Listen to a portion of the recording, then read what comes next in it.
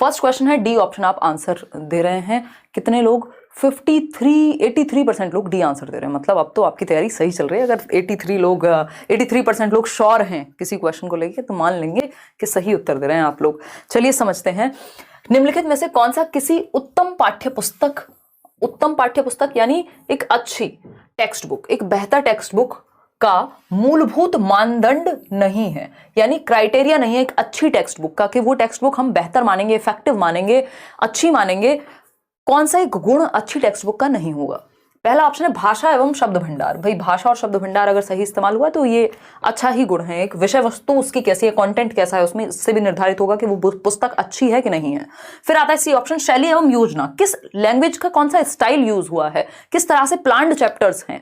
आप एनसीईआरटी देखते हैं, बहुत मनोवैज्ञानिक ढंग से लिखी जाती हैं, बहुत ही आसान भाषा में, बच्चे के दैनिक जीवन की भाषा में लिखी जाती हैं जिससे बच्चा कनेक्ट कर पाए, और टेक्निकल शब्दों का, बहुत ही ज्यादा डेफिनेशंस का, परिभाषाओं का प्रयोग से बचा जाता है।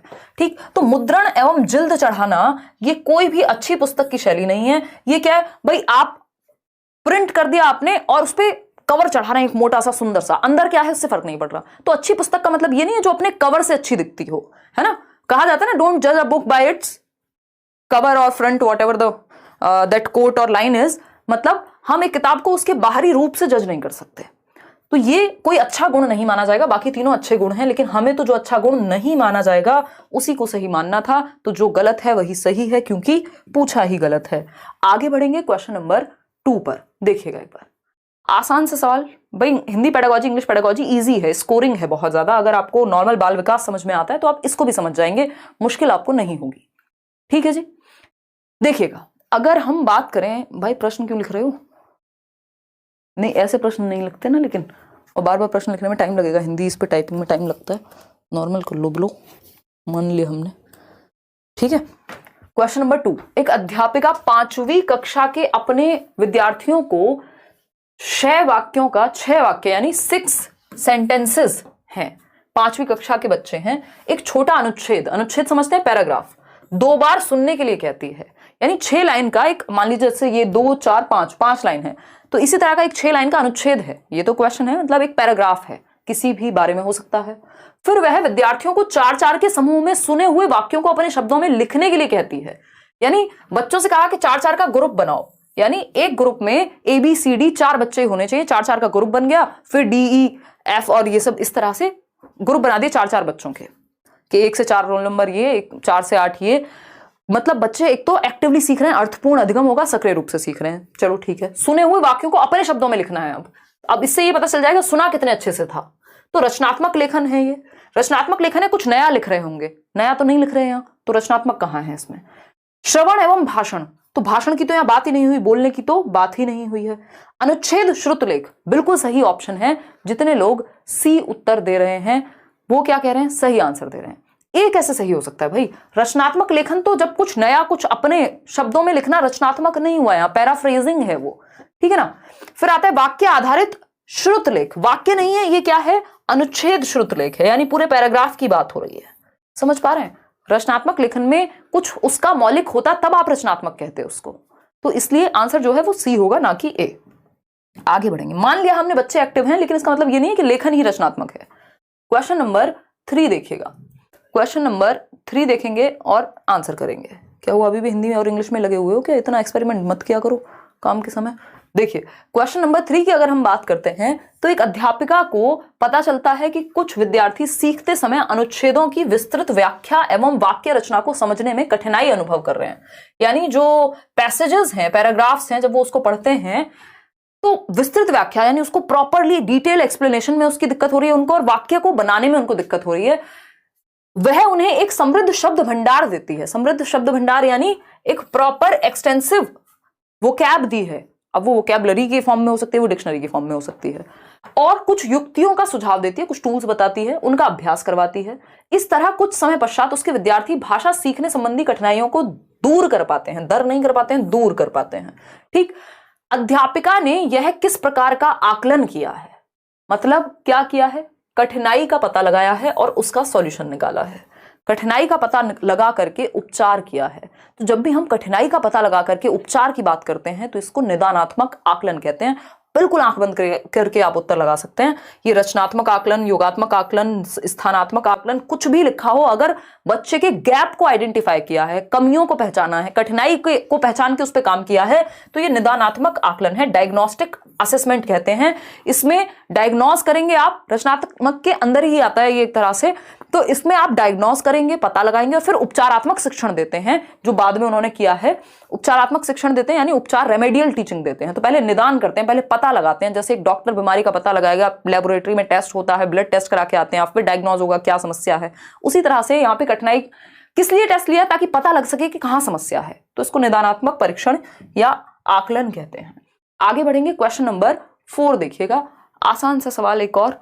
क्वेश्चन नंबर 4 कहता है, किसी भाषा की परीक्षा टेस्ट का ब्लूप्रिंट तैयार करते समय निम्नलिखित में से कौन सा कार्य आवश्यक नहीं है। देखिए, जल्दबाजी में नहीं पढ़ेंगे, मतलब अगर आपने प्रैक्टिस बहुत अच्छी की होगी तो आप जल्दी भी पढ़ेंगे तो भी आपका आंसर गलत नहीं होगा, लेकिन अभी प्रैक्टिस करना बहुत जरूरी है। पूछा है जब आप ब्लूप्रिंट बना रहे हैं, ब्लूप्रिंट आप समझ रहे हैं कौन सा चैप्टर कितना कैसे कराएंगे, है ना, कुछ चैप्टर्स की यूनिट कब कब कैसे कैसे होगा, यूनिट में डिवाइड कर दिया, कुछ चैप्टर्स होते हैं एक यूनिट में, और आप ब्लूप्रिंट बना रहे हैं कि कैसे आप पढ़ाने वाले हैं। लगभग 19,000 लोग हम लोग जुड़े हुए हैं, 19,000 से ज्यादा ही, और सिर्फ 6,900 लोगों ने लाइक किया। मान लिया आज हम लेट हो गए, बट आप भी तो कुछ समझेंगे या नहीं। 20,000 लोग हम लोग जुड़े हुए हैं, आप भी तो ये समझेंगे कि कितनी दूर से आज भाग भाग के सेमिनार से लेके और क्लास की छुट्टी बिल्कुल नहीं हुई है, इसका मतलब पूरी मेहनत की जा रही है आपके साथ।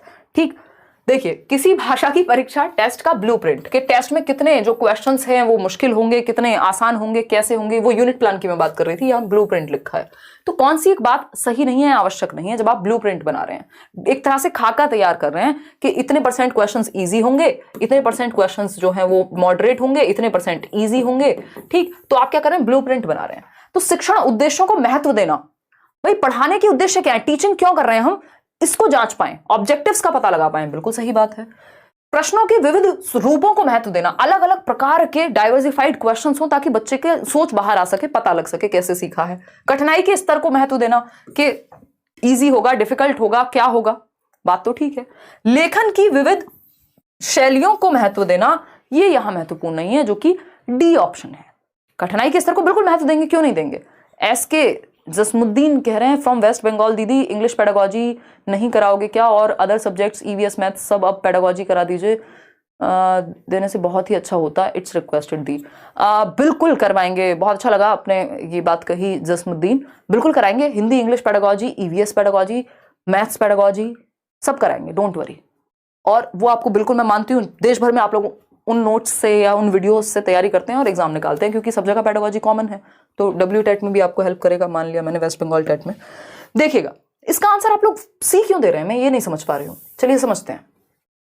टेस्ट का ब्लूप्रिंट तैयार किया कि यानी टेस्ट बनेगा कैसे, तो उसमें ये देखेंगे जो पढ़ाया गया था उसका ऑब्जेक्टिव अचीव हो पाया या नहीं, वो उद्देश्य अचीव हो पाए कि नहीं। मान लीजिए आपको हिंदी पेडागोजी का, मान लीजिए हम पढ़ रहे हैं डेवलपमेंट, विकास, तो उद्देश्य क्या है कि आपको विकास समझ में आ जाए। अब उस विकास का अगर मुझे आकलन करना होगा तो उस टेस्ट में मैं क्वेश्चंस इस तरह के डालूंगी ना कि विकास समझ में आया कि नहीं, ये उद्देश्य पूरा हुआ कि नहीं। सही बात है, ऐसा ब्लूप्रिंट बनाया जाएगा। विविध रूपों को महत्व देना, यानी शॉर्ट भी है, शॉर्ट आंसर टाइप भी है, लॉन्ग आंसर टाइप भी है, लघु उत्तरीय प्रश्न भी है, अति लघु उत्तरीय प्रश्न भी है, दीर्घ भी है।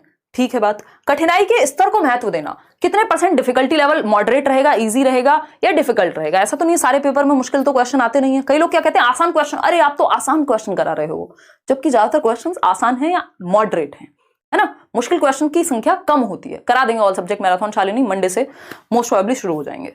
तो कठिनाई के स्तर को महत्व देना सही है, लेकिन लेखन की विविध शैलियों को महत्व देना, यानी क्या हम वहां सुंदरता देख रहे हैं बच्चे की कि कितने सुंदर तरीके से वो लिख रहा है, कितनी बढ़िया शैली है उसकी, ये देखते हैं हम नहीं। तो ये कोई उद्देश्य नहीं है, ये आवश्यक कार्य नहीं है कि शैलियां कैसी हैं, कौन कितने सुंदर शब्द प्रयोग कर रहा है, कितनी अच्छी राइटिंग है, नहीं। शैलियों का और लेखन ही क्यों। अब अगर आप भाषा की परीक्षा ले रहे हैं तो सिर्फ लेखन क्यों, फिर तो सुबो पाली, यानी 4 कौशल हैं भाषा के। सुबो मतलब सुनना, बोलना, पढ़ना और लिखना, तो इन 4 कौशलों की बात करेंगे हम, सिर्फ लिखने पे क्यों। एक तो शैलियां यहां पे ये जरूरी नहीं है कि कितनी सुंदरता है, कितनी एस्पेक्ट को आपने देखा है लिखने में, वो भी सिर्फ 4 को देखेंगे फिर तो हम। तो इसलिए डी सही है, क्योंकि यही गलत है और पूछा ही गलत है, इसलिए गलत ही सही है। क्वेश्चन नंबर 5 देखिएगा और जवाब दीजिएगा पोल में। क्वेश्चन नंबर 5 कहता है, एक शिक्षक शामपट पर यानी ब्लैक बोर्ड पर स्पष्ट लेख में कुछ शब्द लिखता है, यानी एकदम क्लियर हैंडराइटिंग में कुछ लिखा है उन्होंने, और विद्यार्थी उन शब्दों को अपनी अभ्यास पुस्तिका में लिखते हैं, यानी वो जो उनकी नोटबुक है जिसमें वो प्रैक्टिस कर रहे हैं उन्हीं शब्दों को वो लिख रहे हैं जो बोर्ड पे लिखा गया है। निम्नलिखित में से कौन सी विधि वर्तनी सिखाने की इस तकनीक से मेल खाती है? वर्तनी होती है स्पेलिंग, ठीक, तो स्पेलिंग को सिखाने के लिए कौन सा मेथड सही है? अगर हम बात करें, पहले टीचर ने लिखा, मान लीजिए टीचर ने लिखा कार्य, अब बच्चे देख रहे हैं ब्लैक बोर्ड से और कार्य लिख रहे हैं वैसे ही जैसे टीचर ने लिखा है अपनी अभ्यास पुस्तिका में, तो ये क्या हो गया?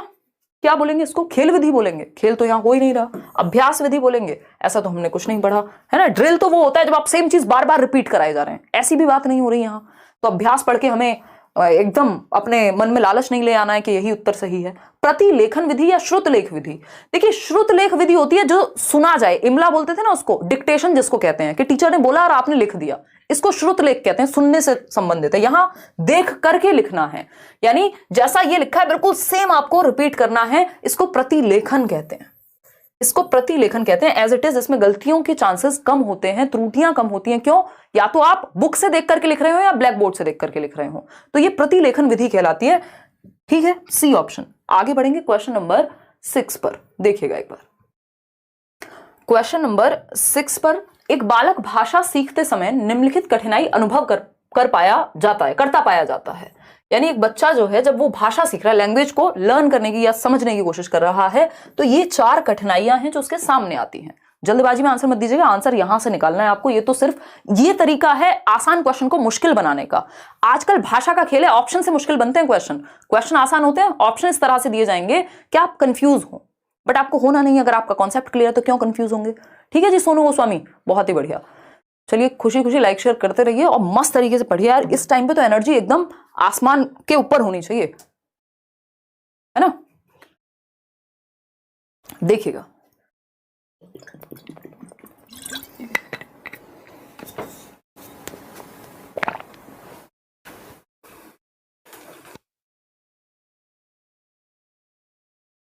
हमने बात की थी पानी पीते हुए माइक ऑफ करने की, अभी याद आया। क है, ऑप्शन नंबर 1 है, नाम तथा अक्षरों की ध्वनि को सीखने में कठिनाई, यानी बच्चे को नाम याद रखने में और ध्वनि को, यानी पेन को वो पिन बोल पा रहा है या उसको ध्वनि और नाम याद नहीं रखा जा रहा लेटर्स का, या जो भी वो सीख रहा है। ऊंचे स्वर में पढ़ते समय गलतियां करना, यानी जब हम उसको जोर से पढ़ने को कहते हैं तो वो गलतियां करता है बहुत ज्यादा। धीरे धीरे पढ़ें तो मे भी सही पढ़े। शब्दों और वाक्यों को पढ़ते समय दृष्टि बाधा, यानी रिवर्सल हो रहा होगा लेटर्स का, आगे पीछे कुछ कर रहा होगा, देखने में समस्या हो रही है, देख के समझने में समस्या हो रही है। फिर आता है डी ऑप्शन, लेखन कार्य को पूरा करने में अधिक समय लगाना। अब जिसको पढ़ने में समस्या हो रही है उसको लिखने में भी समस्या होगी। बताइए जरा बच्चे को समस्या है कहां, ये आप बताएंगे सरकार। ए ऑप्शन कह रहे हैं 44% लोग और सी ऑप्शन कह रहे हैं 41% लोग। बाकियों को इग्नोर कर देते हैं क्योंकि इनको तो हम काउंट ही क्या करें। ठीक, 44% लोग ए के साथ जा रहे हैं और 41% लोग सी कह रहे हैं, यानी ए और सी में आप लोग कंफ्यूज हैं, ऐसा मुझे फीडबैक मिला आपके इस पोल से। सही बात है, सही क्या होगा खुद सोचिए। राजीव अधिकारी कह रहे हैं मैम फ्रॉम वेस्ट बंगाल, दिसंबर में WB टेट है, इंग्लिश और ईवीएस पेडागोजी बिल्कुल करा देंगे और सीटेट वाले से आपका काम हो जाएगा, डोंट वरी। चलिए देखते हैं, जो आपका एक्स्ट्रा सिलेबस में हो फिर वो कर लेना। देखते हैं, वाचन वैफल्य, लेखन वैफल्य सीखने में अक्षमता या सीखने का भय नहीं है, और लेखन वैफल्य नहीं है, क्योंकि लिखने से ज्यादा समस्या कहां है, पढ़ने में है। और जब पढ़ेगा गलत व्यक्ति तो लिखेगा भी गलत, ये बात तो निश्चित है। ठीक है ना, मुख्य प्रॉब्लम लिखने की नहीं है, अधिक समय ले रहा है क्योंकि पढ़ने में ही दिक्कत होती है उसको। वाचन वैफल्य या सीखने में अक्षमता, देखो सीखने में अक्षमता होती है लर्निंग डिसेबिलिटी, लेकिन यहां पर इससे भी ज्यादा प्रिसाइज आंसर है, टू द पॉइंट आंसर दिया हुआ है, जिसको हम डिसलेक्सिया कहते हैं। वाचन वैकल्य है, वाचन बोलने को कहते हैं। वाचन किसको कहते हैं? बोलने को कहते हैं। पठन वैफल्य भी कह देते हैं। डिसलेक्सिया के कई नाम है और हिंदी में तो कई नाम आपको मिल ही जाएंगे। वैफल्य, पठन वैफल्य, ठीक। तो हम ये कहेंगे कि ये डिसलेक्सिया है, ऐसा नहीं है कि सीखने में अक्षमता तो कोई भी हो सकती है। फिर लर्निंग डिसेबिलिटी तो बहुत तरह की है। अगर हमारे पास डायरेक्ट डिसलेक्सिया का आंसर अवेलेबल है तो हम वो उसे लगाएंगे ना सी की जगह। अगर ये ए नहीं होता तब हम सीखने में अक्षमता लगा सकते थे कि भाई लर्निंग डिसेबिलिटी है। ठीक, LD शब्द किसने दिया था लर्निंग डिसेबिलिटी, बताओ फटाफट, सैमुअल किर्क ने 1960s में। ठीक, आगे बढ़ेंगे, ए ऑप्शन यहां सही है। वाचन, पढ़ने को वाचन भी कहा जाता है, याद रखिएगा। आगे बढ़ेंगे क्वेश्चन नंबर 7, देखिएगा क्वेश्चन नंबर 7। ये कहता है एक अध्यापिका लखनऊ पर पाठ पढ़ाती हैं। लखनऊ हम सभी को पता है नवाबों का शहर कहा जाता है, या जो भी आप कहना चाहें, बड़े प्यार से वहाँ की भाषा, अदब की भाषा ऐसा कहा जाता है। मैं चाहूँगी कभी मौका मिलेगा, शायद मेरा एक सेमिनार भी था, मुझे याद नहीं कब था। देखिए मतलब था मीन्स है। एक अध्यापिका लखनऊ पर पाठ पढ़ाती हैं। विद्यार्थियों द्वारा मौन पठन के पश्चात, मौन पठन समझते हैं, साइलेंट रीडिंग, वह उनसे निम्नलिखित प्रश्न करती है। लखनऊ के बारे में कोई पाठ पढ़ाया, कोई चैप्टर पढ़ाया, कोई लेसन पढ़ाया, और उसके बाद जब ये हो गया तो उनको कहा गया कि एक काम करो, आप खुद से पढ़ो ये चैप्टर, मौन पठन करो, साइलेंट रीडिंग करो। साइलेंट रीडिंग में क्या है, पोल आने से पहले ही गायब हो जाता है, क्वेश्चन बाद में। सॉरी इतनी क्या जल्दी है ब्रो, है नहीं 3 मिनट बाद होता है, देख रहे हो सब अपने बचाव में बातें कर रहे हैं। ठीक, तो हम यहाँ पर टाइम दिया करो पोल लगाने का, कोई दिक्कत वाली बात नहीं है। चलिए देखिएगा एक बार, समझते हैं क्वेश्चन कहता क्या है। अब हम हो गए हैं 25,000 लोग और लाइक करने वालों की संख्या है 11,000। देखिए हमारे यहाँ अगर left hand side is equal to LHS बराबर RHS नहीं होता तो हम जाने नहीं देते लोगों को घर, यहीं पकड़ के बिठा लेते हैं रात को। वैसे ही 10 बज रहे हैं, आप सोच लीजिए आप, हमारे यहाँ ऐसा ही होता है। यस यस यस, चलिएगा खैर, ये हंसी मजाक की बातें आपकी चलती रहेंगी। देखेंगे अगर मैं बात करूं यहाँ किस चीज की, लखनऊ पे पाठ पढ़ाया, बाद में साइलेंट रीडिंग के लिए कहा। साइलेंट रीडिंग में आपका दिमाग और आपकी आंखें एक्टिव होती हैं, जबान से आप कुछ नहीं बोलते, चुपचाप से पढ़ते हैं और मन में समझने की कोशिश करते हैं। हजरतगंज में शोर क्यों नहीं था, ये एक क्वेश्चन पूछा। लखनऊ को नवाबों का शहर क्यों कहा जाता है, देख रहे हो अंतर्यामी हो गई हूं मैं, पहले ही समझ आ गया था ये सब आएगा। लखनऊ को नवाबों का शहर क्यों कहा जाता है, निम्नलिखित में से कौन सा अ व ब प्रश्नों की प्रकृति को परिभाषित करता है।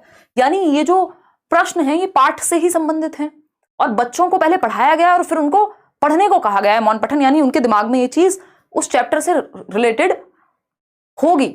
इतनी बात सही है या कोई दिक्कत है?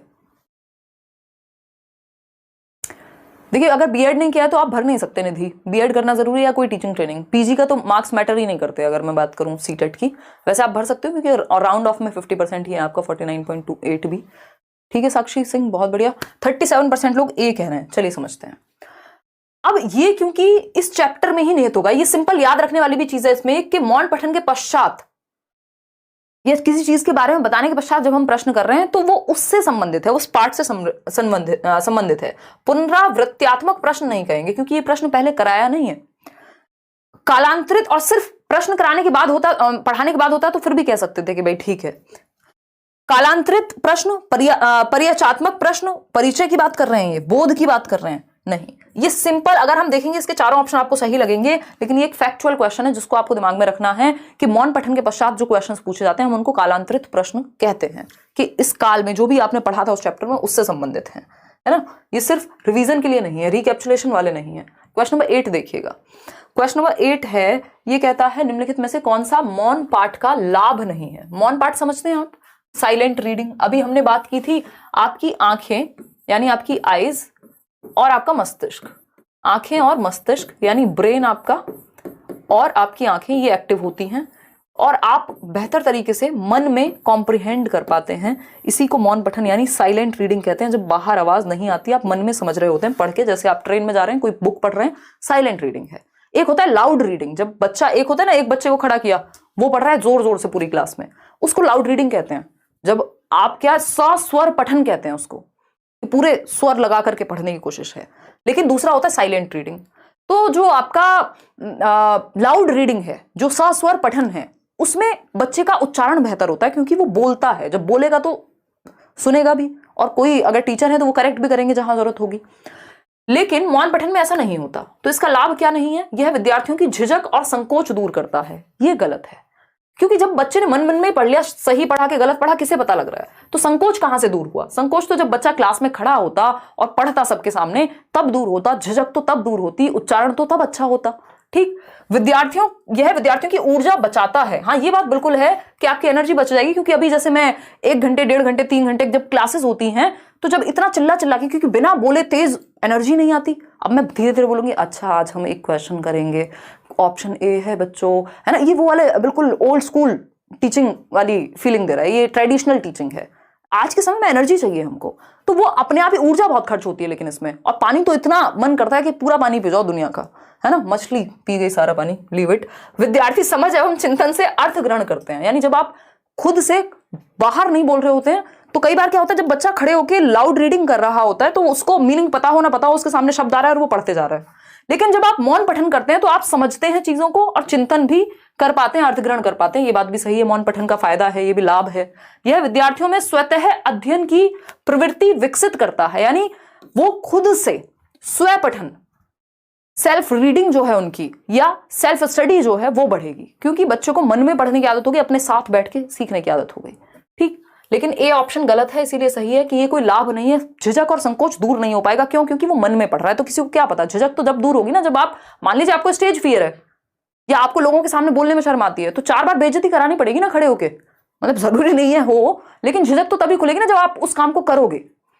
तो ये तो मौन पठन में संभव नहीं है, तो ए ऑप्शन सही है, क्योंकि यही गलत है और पूछा ही गलत है। क्वेश्चन नंबर 9 देखिएगा। इस बार क्वेश्चंस अच्छे हैं क्योंकि इन्होंने क्या किया है, अब मान लो ये 5 ऑप्शन दे दिए, इनको समझते हुए, इन 5 के 5 को समझ के यहां से आंसर करना है आपको, 6 हैं बल्कि। बताइएगा, फटाफट से पढ़िए और इसका जवाब दीजिए, फिर मैं पढ़ूंगी आपके बाद। पहले आप पोल में जवाब दीजिए इसको पढ़ के, आपके पास हैं कुछ 30 सेकेंड। दीपक शर्मा बताइएगा, इतने में पानी पीती हूँ माइक ऑफ करके, नहीं तो कई लोगों को हार्ट अटैक आ जाएगा, इतनी तेज आवाज आती है। आप प्राइमरी स्कूल 1 किलोमीटर और 3 किलोमीटर आपका एलिमेंट्री, यही पढ़ते आए हैं हम लोग, क्या समस्या आ गई? हाँ सही तो है शोभित, 1 किलोमीटर प्राइमरी स्कूल और 3 किलोमीटर एलिमेंट्री, 6 to 8 वाला।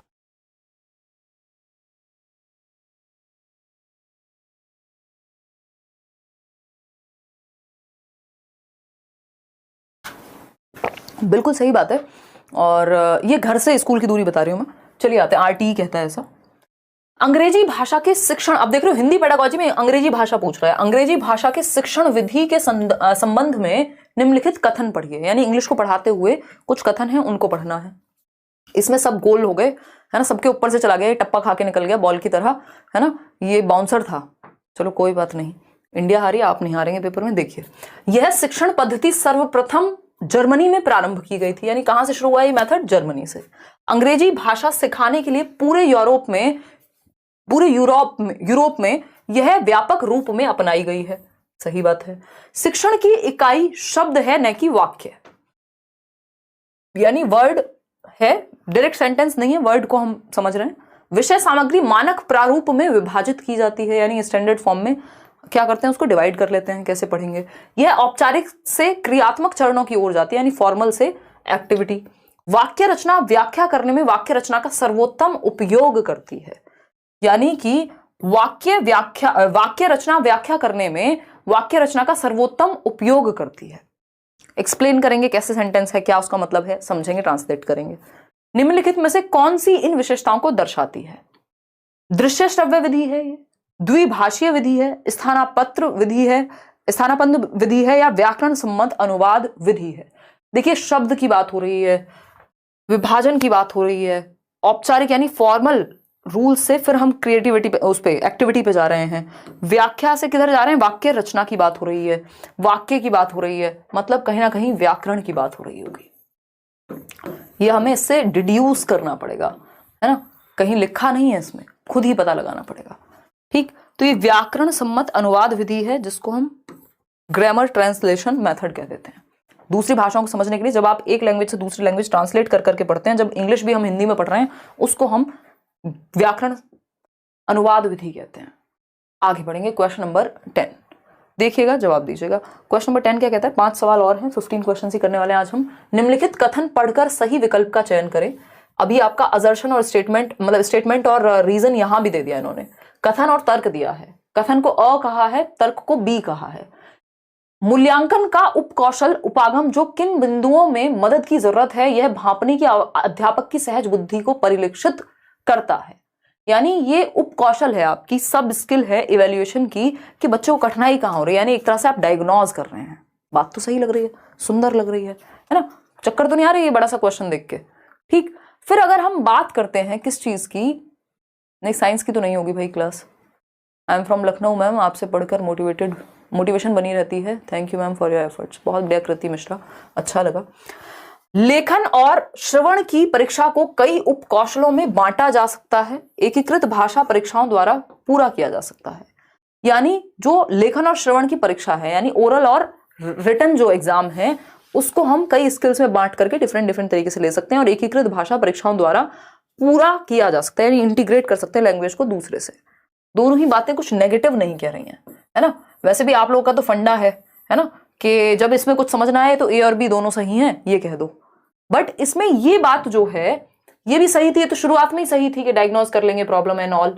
बट जो बात यहां चल रही थी वो यहां नहीं हो रही, यहां कुछ और चल रहा है, वहां कुछ और चल रहा है। वहां मूल्यांकन के उपकौशल की बात हो रही है, यहां एकीकृत भाषा की बात हो रही है, कौशलों की बात हो रही है नॉर्मली।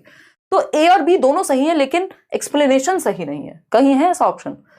दोनों ए और बी सही है, लेकिन बी जो है या ब जो है वो अ की सही व्याख्या नहीं करता। ठीक है ना, सी ऑप्शन। आगे बढ़ेंगे, क्वेश्चन नंबर 11 देखेंगे एक बार। एक अध्यापक किसी पाठ्य सामग्री का आधा भाग स्वयं ऊंचे स्वर में पढ़कर अपने विद्यार्थियों से कहता है या कहती है कि वे उस पाठ के अंत को अपने अनुसार पूर्ण करें।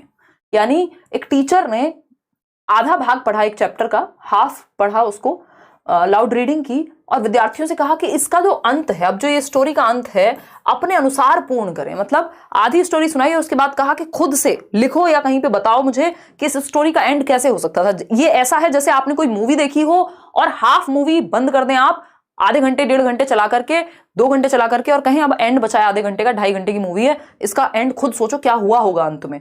वो कौन सी मूवी है?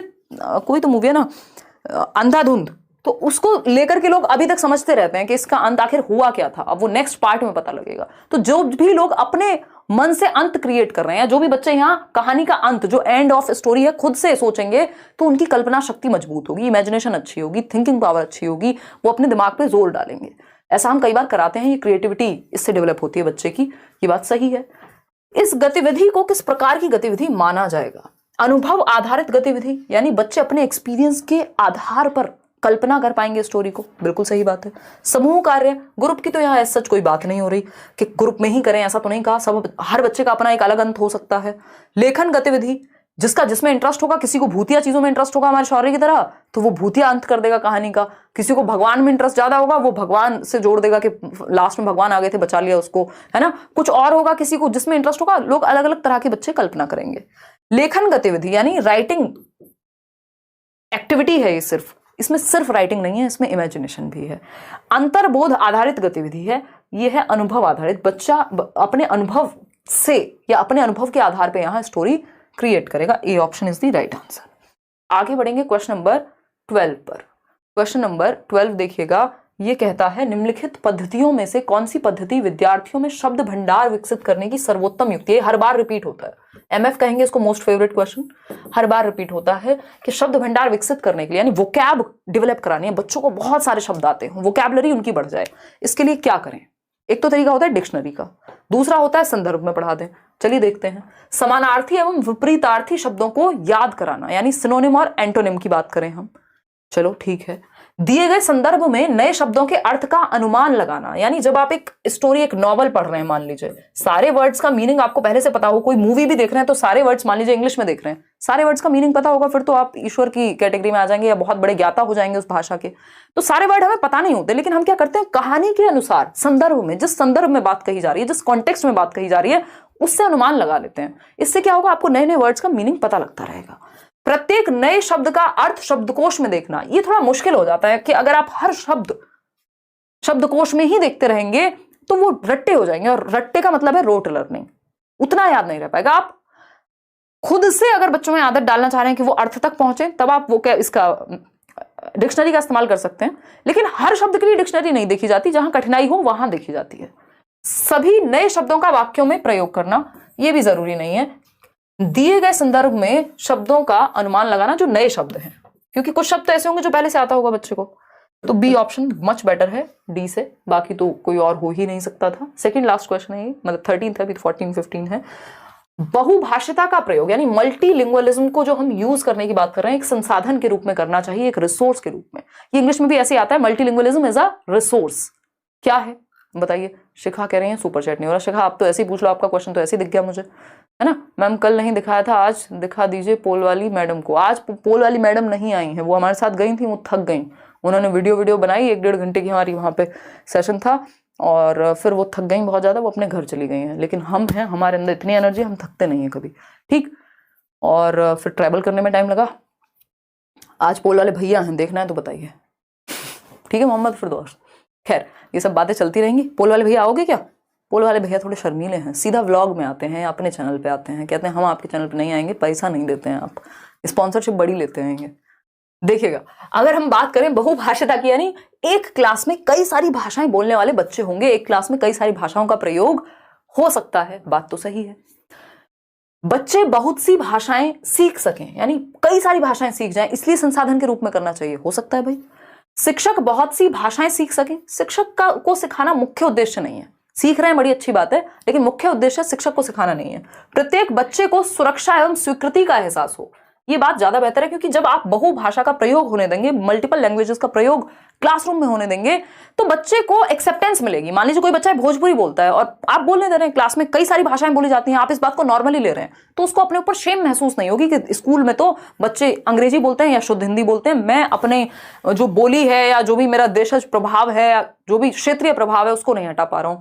उसको एक्सेप्टेंस फील करानी, बच्चे को सिक्योर फील कराना है। इसीलिए बहुभाषिता को हम रिसोर्स मान सकते हैं। बहुत सी भाषाओं से वर्जित होते हैं, क्यों भाई? मल्टीपल लैंग्वेजेस होनी चाहिए, वर्जित क्यों होंगे? ठीक, तो बहुत सी भाषाएं सीखे ना सीखे, लेकिन सबको एक्सेप्टेड फील हो, स्वीकृत फील हो कि सबकी भाषाओं को महत्व दिया जा रहा है। आप देखते हैं कैसे अलग अलग जो पॉलिटिशियंस हैं वो कहीं भी जाते हैं, वो आप देखेंगे आज गुजरात गए हैं तो 4 शब्द बोल देंगे गुजरात के, या बांग्ला मतलब वहां गए हैं वेस्ट बंगाल तो बांग्ला में बोलेंगे, कुछ और बोले, मतलब जहां पे भी जो भाषा चलती है चाहे 2 ही शब्द सीख के चले गए वो। ठीक, तो ये क्या है? उनकी खैर की स्ट्रेटजी हो सकती है, बट सबको एक्सेप्टेड फील कराना मल्टीलिंगुअलिज्म का एक उद्देश्य हो सकता है। क्वेश्चन नंबर 14 देखिएगा, क्वेश्चन नंबर 14 देखिए और जवाब दीजिए। पोल लगा दिए? दिख तो नहीं रहे, बहुत स्लो लगाते हैं आप पोल। हाँ शगुफ्ता मैं समझ सकती हूँ, हल्का सा टिपिकल सेट कहेंगे। हिंदी पेडागोजी शायद ही इतनी मुश्किल कभी आई होगी, क्योंकि इन्होंने क्या किया है, एक ऑप्शन से 4-4 स्टेटमेंट दे दिए, फिर उनमें से भी 4 ऑप्शन चूज करने को दे दिए। तो ये पहला ही सेट है जिसको हम इस तरह से कर रहे हैं, जो मुश्किल सेट कहेंगे, कि जिसमें कुछ क्वेश्चन आपको ऐसे मिलेंगे 2-3 जो सर में दर्द कर सकते हैं। कक्षा में विद्यार्थियों को प्राय कहानी सुनाई जानी चाहिए, यानी हमें कहानी सुनाते रहना चाहिए बच्चों को। क्यों? विद्यार्थियों का मनोरंजन होता है, तो डांस भी करके दिखा दीजिए, सिर्फ कहानी क्यों सुनानी है ना?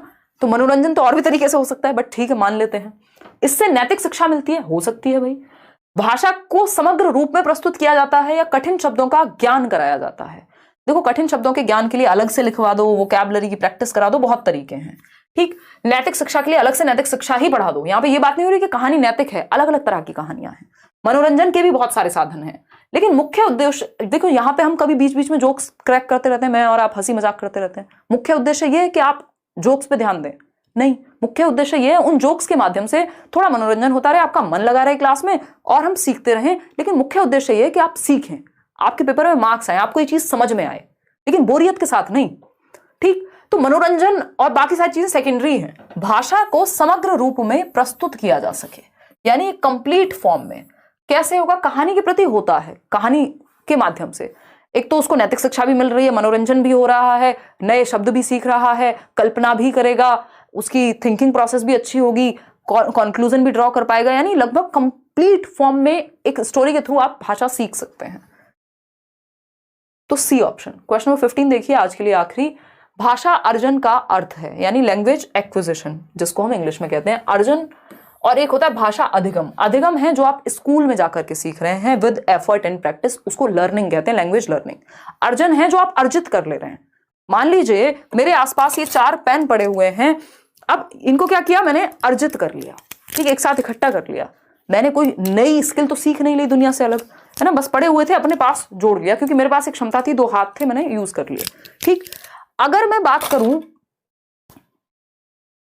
लैंग्वेज लर्निंग की, ये पेन बना कैसे, मैं उसकी टेक्निकलिटी में जाऊं, इस कलर को क्या कहते हैं, यही कलर क्यों कहते हैं, तब वो अधिगम होगा। जब मैं एफर्ट और प्रैक्टिस की बात करूं, जब मैं स्वाभाविक रूप से बहुत ज्यादा एफर्ट और प्रैक्टिस के बिना, बहुत ज्यादा प्रयास करे बिना भाषा को सीख लूं, तो इसको अर्जन कहते हैं। ये नॉम चॉम्स्की ने कहा है कि मनुष्य में आंतरिक क्षमता है भाषा को अर्जित करने की। जब आप देखते हैं छोटा सा बच्चा है, 3 साल 4 साल में इतनी तेजी से बोलना सीख जाएगा, क्यों?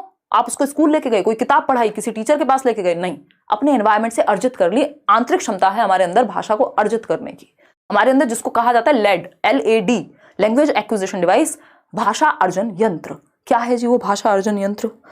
भाषा अर्जन यंत्र बेसिकली भाषा को अर्जित करने की क्षमता एक यंत्र हमारे पास है हाइपोथेटिकली, ऐसा नॉम चॉम्स्की कहते हैं। तो अर्जन का अर्थ क्या है देखते हैं। बी कह रहे हैं 65% लोग। किसी भाषा के व्याकरण के नियम, व्याकरण नहीं है अर्जन, अधिगम में होगा व्याकरण।